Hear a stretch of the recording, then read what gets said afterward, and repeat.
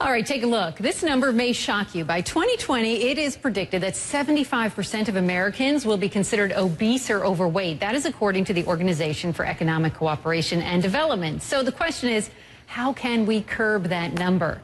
Nutrition coach and author Mark Macdonald says the answer may be simpler than you think. Good morning, Mark. Glad you're here. All right, Thanks for having me. We like simple. We love simple answers. So, all right, you say that the key to losing weight and keeping it off is actually to reprogram your metabolism. Yeah. But you say that it all begins really with just 2 easy steps. Yeah, I mean, I agree with you. It's not the simplest thing. Yeah. Well, once you get it, it's all about understanding your starting point and what your metabolism is. And there's 2 wild cards, 2 genetic things that you're programmed with, which is your body type and your set point.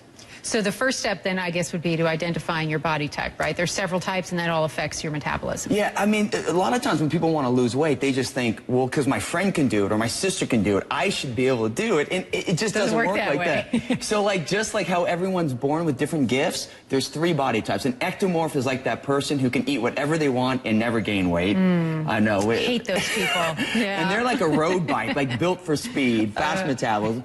A mesomorph is someone who's like 10 pounds from where they want to be. They can put muscle on or fat. And the endomorph is that person who seems to just look at food and gain weight. And I call them like a beach cruiser. So whether you're a road bike or a mountain bike like the mesomorph or a beach cruiser, all 3 bikes can go from LA to New York. Some just have to work a little bit harder. I love how you did that. That's a great analogy. All right, so once you identify your body type, what's the next thing? So it's understanding your set point. So when people diet, they get excited because they're at an inflated weight. Their pants are too tight, their weight's too heavy, and they're above their normal weight, so they quickly drop, but they hit that set point, that plateau weight that they can never break through. And that's why diets fail people. So once you understand your set point and you know that, okay, I'm at my set point, I have to change my strategies to reprogram my metabolism. And how long does something like that take? I mean, once you know your body type and your set point. It depends on what you're doing. If you're focused on calories in versus calories out in dieting, you will never reprogram your metabolism. That's why that study is 75%. We're teaching the wrong concepts. We're teaching people how to eat healthy and how to exercise, but we're not teaching people how to eat correctly.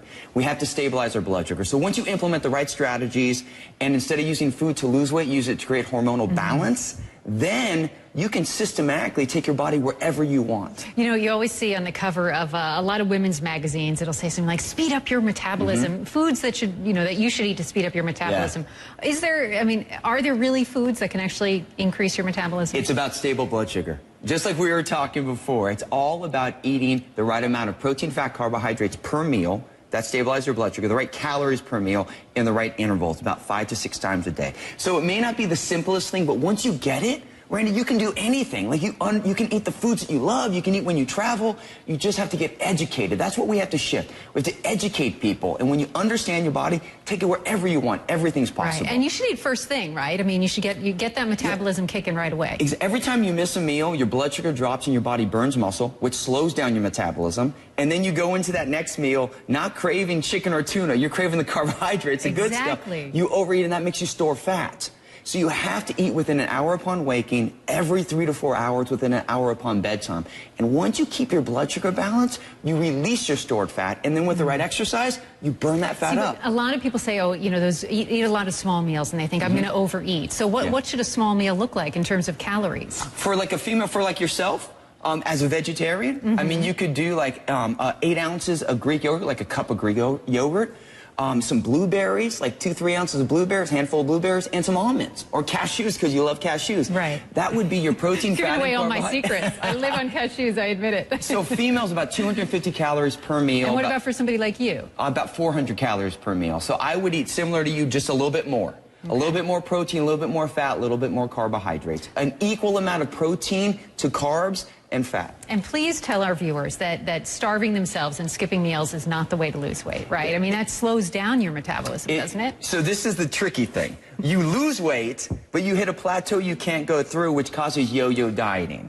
So cutting calories will help you lose weight, but you will hit a plateau you can't break through. To reprogram your metabolism, if you skip meals, you will forever slow down your metabolism and only regress. If you understand how to eat the foods you love and balance your blood sugar, you can take your body wherever you want and permanently reprogram it. All right. I love it. That's great news. Eating often, looking good. And enjoying your food, right? Yeah. You got to enjoy it. That's the key. I agree. I hear you there. All right, Mark. Nice to have you on. Thank you. Thanks, Randy. Good to see you.